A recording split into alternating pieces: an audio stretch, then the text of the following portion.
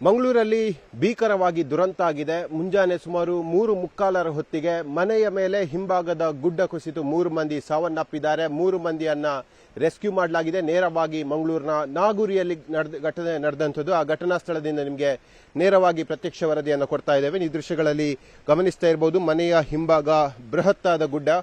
ಕಳೆದ ಹಲವು ದಿನಗಳಿಂದ ಇಡೀ ದಕ್ಷಿಣ ಕನ್ನಡ ಜಿಲ್ಲೆಯಲ್ಲಿ ಮಳೆಯ ವಾತಾವರಣವೇ ಇಲ್ಲ. ಆದರೆ ಕಳೆದ 48 ಗಂಟೆಗಳಿಂದ ಮಳೆಯ ವಾತಾವರಣವಿದೆ. ಇಡೀ ಜಿಲ್ಲೆಯಲ್ಲಿ ತುಂತುರು ಮಳೆ ಆಗ್ತಾ ಇದೆ. ಹಾಗಾಗಿ ಎಚ್ಚರಿಕೆ ಇರಬೇಕಂತ ಹೇಳಿ ಜಿಲ್ಲಾಡಳಿತ ಸೂಚನೆ ಕೊಟ್ಟಿದೆ. ಇದರ ಹೊರತಾಗಿಯೂ ಕೂಡ ಮಂಗಳೂರಿನ ನಾಗೂರಿಯಲ್ಲಿ ಈ ಘಟನೆ ಆಗಿರುವಂಥದ್ದು. ಸುಮಾರು 4 ಮನೆಗಳನ್ನ ಬಾಡಿಗೆ ಕೊಡಲಾಗಿದೆ. ಈ 4 ಮನೆಗಳ ನಿವಾಸಿಗಳು ಕೂಡ ಸಣ್ಣ ಪುಟ್ಟ ಕೆಲಸವನ್ನ ಮಾಡಿಕೊಂಡಿರುವವರು. ಹಾಗಾಗಿ ಈಗ 3 ಮಂದಿ ಮೃತ ಹೊಂದಿರುವಂಥದ್ದು. ಅದರಲ್ಲಿ 2 ಹೆಣ್ಣು ಮಕ್ಕಳಿದ್ದಾರೆ.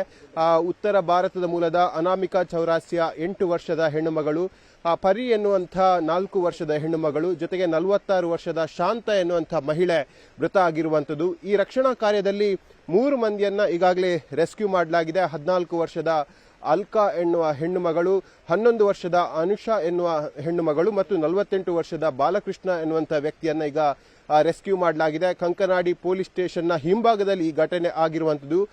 ಇವರೆಲ್ಲರೂ ಕೂಡ ಸುಮಾರು ವರ್ಷಗಳಿಂದ ಇದೇ ಭಾಗದಲ್ಲಿ ಬಾಡಿಗೆ ಮನೆಯಲ್ಲಿದ್ರು. ಇತ್ತೀಚೆಗಷ್ಟೇ ಈ ಮನೆಯ ಓನರ್ ಬಾಡಿಗೆ ಕೊಡುವ ಮುನ್ನ ಅಂದ್ರೆ ಈ ವರ್ಷದ ಆರಂಭದಲ್ಲೇ ಮನೆಯನ್ನ ದುರಸ್ತಿ ಮಾಡಿದ್ರು, ಗಟ್ಟಿಮುಟ್ಟಾಗಿ ಮಾಡಿದ್ರು. ಇದರ ಹೊರತಾಗಿಯೂ ಕೂಡ ಹಿಂಭಾಗದಲ್ಲಿರುವಂತಹ ಬೃಹತ್ ಗುಡ್ಡ ಅಂದ್ರೆ ಆವರಣ ಗೋಡೆಯೇ ನೇರವಾಗಿ ಮನೆಯ ಮೇಲೆ ಬಿದ್ದಿರುವಂಥದ್ದು.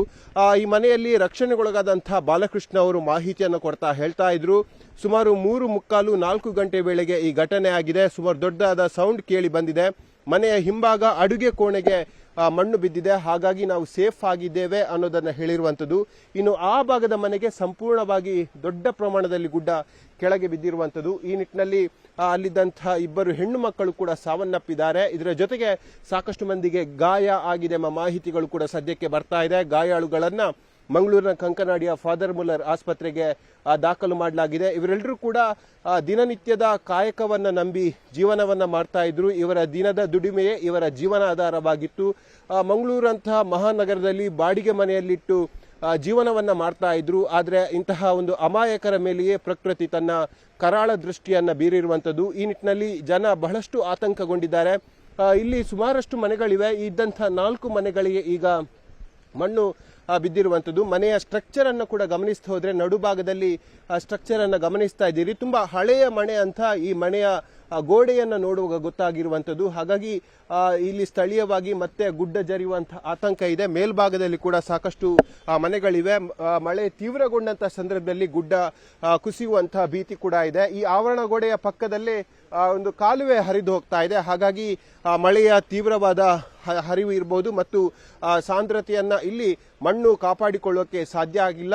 ಈ ನಿಟ್ಟಿನಲ್ಲಿ ಗುಡ್ಡ ಜರಿದು ಅವಘಡ ಆಗಿದೆ. ಕಳೆದ ಬಾರಿಯೂ ಮಳೆಗಾಲದ ಸಂದರ್ಭದಲ್ಲಿ ಸುಮಾರು 8 ಮಂದಿ ಇಡೀ ಜಿಲ್ಲೆಯಲ್ಲಿ ಸಾವನ್ನಪ್ಪಿದ್ರು. ಈ ಮಳೆಗಾಲದ ಮೊದಲೇ ಭಾರಿ ದೊಡ್ಡ ದುರಂತಕ್ಕೆ ಮಂಗಳೂರು ಸಾಕ್ಷಿಯಾಗಿದೆ. ಮುಂದಿನ ದಿನಗಳಲ್ಲಿ ಇಂತಹ ದುರಂತ ಆಗಬಾರದು.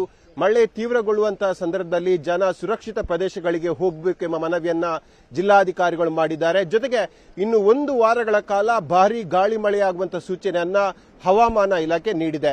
ಕ್ಯಾಮರಾಮನ್ ನಿಖಿಲ್ ಸುವರ್ಣ ಜೊತೆ ಕಿಶನ್ ಶೆಟ್ಟಿ, ನ್ಯೂಸ್ 18 ಮಂಗಳೂರು.